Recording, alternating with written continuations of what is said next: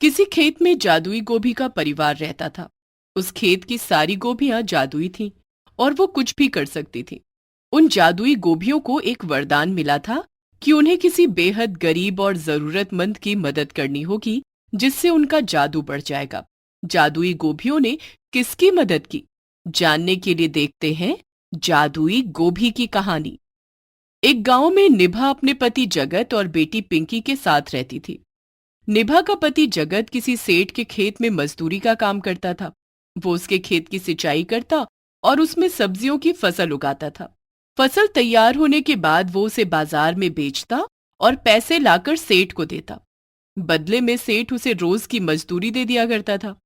लेकिन उतने पैसों में उनका गुजारा होना मुश्किल हो रहा था। घर चलाने में पति की मदद करने के लिए निभा दूसरों के घरों में काम किया करती थी। इस तरह दोनों पति पत्नी मिलकर किसी तरह जिंदगी की गाड़ी खींच रहे थे। एक दिन, निभा, कल खेत में फसल की बुआई होनी है। आज मैंने दिन भर मेहनत करके खेत को तैयार किया है। कल सुबह मुझे खेत में जल्दी जाना होगा। खाना जल्दी दे दो, मैं खाना खाकर जल्दी सो जाऊंगा। दिन भर काम करके बहुत थकान हो रही है। ठीक है, मैं अभी खाना लगाती हूँ। निभा खाना लगाती है और वे खाना खाते हैं। दूसरे दिन जगत खेत पर काम करने चला जाता है और निभा भी पिंकी को लेकर काम पर निकल जाती है। उस दिन जगत ने सेठ के खेत में गोभी की फसल लगाई। वो रोज फसल की देखभाल करता। इस बार फसल बहुत जल्दी तैयार हो गई। अरे, इस बार तो बहुत जल्दी गोभी की फसल तैयार हो गई। 2 दिन पहले ही तो मैंने फसल लगाई थी। आज खेत में बड़ी बड़ी गोभियां खिल रही हैं। मालिक देखेंगे तो खुश हो जाएंगे। जगत खुशी के मारे दौड़ा दौड़ा सेठ के पास जा रहा था कि तभी उसका पैर खेत के चारों तरफ लगे कटीले तारों में फंस गया और जगत जमीन पर गिर पड़ा। जगत के पैरों में कटीले तार चुभ गए, जिससे जगत का पैर जख्मी हो गया। उसके पैर से खून बहने लगा। सेठ को इस बात की खबर लगी तो उसने उसे उसके घर पहुंचवा दिया, लेकिन उसे न तो उस दिन की दिहाड़ी दी और न ही उसका इलाज करवाया। शाम को जब निभा घर पहुंची तो उसने जगत की हालत देखी। ये सब कैसे हो गया? आप तो चल भी नहीं पा रहे हैं। कल से काम पर कैसे जाएंगे? निभा, मैं कुछ दिनों तक काम पर नहीं जा सकूंगा। तुम अपने काम पर चली जाना। लेकिन आपको इस हालत में छोड़कर मैं कैसे जा सकती हूँ? आपको किसी चीज की जरूरत पड़ी तो क्या होगा? पिंकी अभी बहुत छोटी है, ये अभी आपकी कोई मदद नहीं कर पाएगी। देखो निभा, आज मालिक ने मुझे दिहाड़ी नहीं दी। जितने दिन मैं काम पर नहीं जाऊंगा मुझे पैसे नहीं मिलेंगे। ऐसे में तुम्हारा काम पर जाना बहुत जरूरी है। ठीक है।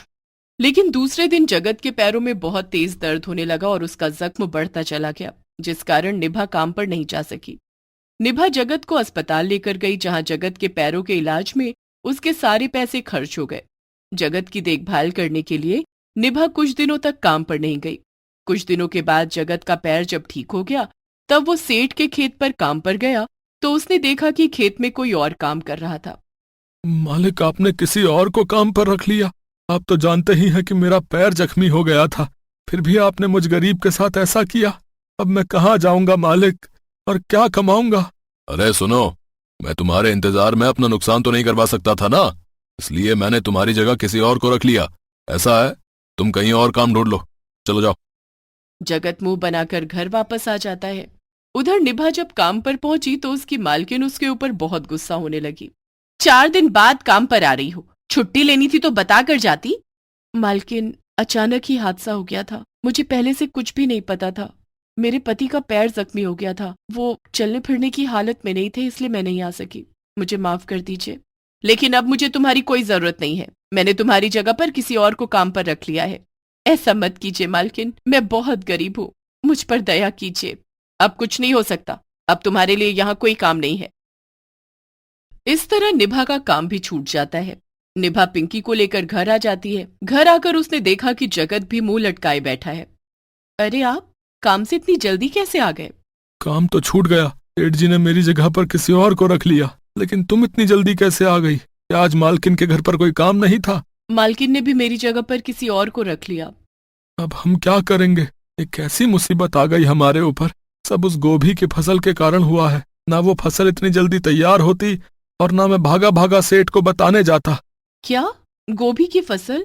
हाँ, मैंने सेठ जी के खेत में गोभी की फसल लगाई थी, जो 2 दिनों में ही तैयार हो गई थी, जिसे देखकर मुझे बहुत हैरानी हुई और मैं सेठ जी को बताने जा ही रहा था कि यह हादसा हो गया। अब जो होना था सो हो गया, हमें कहीं और काम ढूंढना होगा। हाँ चलो हम काम की तलाश में चलते हैं। निभा और जगत उसी समय काम की तलाश में निकलते हैं। दोनों सारा दिन इधर उधर भटकते हैं, लेकिन उन्हें कहीं काम नहीं मिलता है। थक कर दोनों घर आ जाते हैं। आज तो कोई काम नहीं मिला। मुझे भी कहीं कोई काम नहीं मिला। पहले से ही हमारे पास पैसे नहीं थे। जो पैसे थे वो आपके इलाज में खत्म हो गए थे। हम तो भूखे रह लेंगे, लेकिन पिंकी के दूध के लिए तो पैसे चाहिए ना। तुम परेशान मत हो, आज काम नहीं मिला तो क्या हुआ, कल हमें कोई ना कोई काम जरूर मिल जाएगा। लेकिन दूसरे दिन भी उन्हें कहीं कोई काम नहीं मिलता है। पिंकी भूख से रो रही है। इसे क्या खिलाऊं? न तो घर में अन्न का एक दाना है और ना ही दूध। पिंकी भूख के कारण जोर जोर से रो रही थी। पिंकी की हालत निभा से देखी नहीं जा रही थी। उसकी आंखों से भी आंसू निकल आए। पिंकी के रोने की आवाज जादुई गोभियों तक जाती है। दरअसल जगत ने सेठ के खेत में जो गोभी की फसल लगाई थी, वे सभी जादुई गोभियां थीं। सेठ ने उन गोभियों को बेचने के लिए शहर भेज दिया था।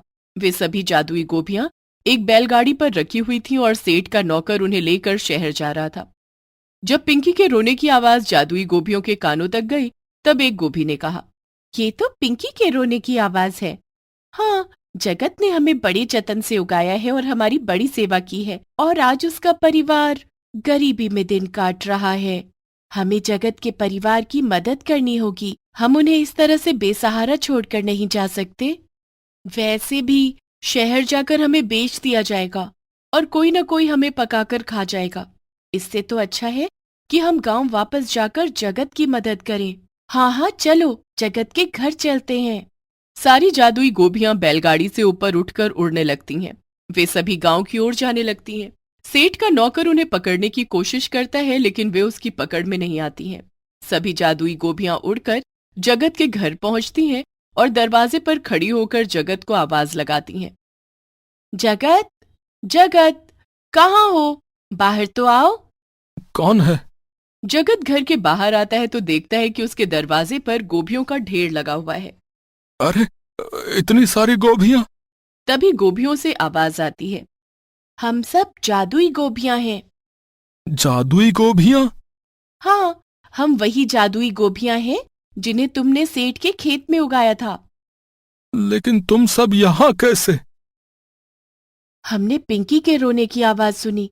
हमें पता चला कि तुम और तुम्हारा परिवार बेहद मुश्किलों में है, इसलिए हम तुम्हारी मदद करने आई हैं। हमने अगर किसी गरीब और जरूरतमंद की मदद नहीं की तो हमारा जादू खत्म हो जाएगा। अच्छा, लेकिन तुम लोग मेरी क्या मदद कर सकती हो? तुम एक गोभी उठाकर उससे जो भी मांगोगे वो गोभी वही चीज बन जाएगी। लेकिन इस तरह तो तुम सब खत्म हो जाओगी। नहीं, हम कभी खत्म नहीं होंगी। यकीन ना हो तो आजमा कर देख लो। ठीक है। जगत ने गोभी उठाकर उससे पिंकी के लिए दूध मांगा। तभी वो गोभी दूध में बदल गई। निभा ने पिंकी को दूध पीने के लिए दिया। फिर जगत ने जब गोभियों को गिनना शुरू किया तो वो उतनी ही संख्या में थीं जितनी पहले थीं। फिर जगत ने एक गोभी से अपने और निभा के लिए खाना मांगा। वो गोभी 2 थाली खाने में बदल गई।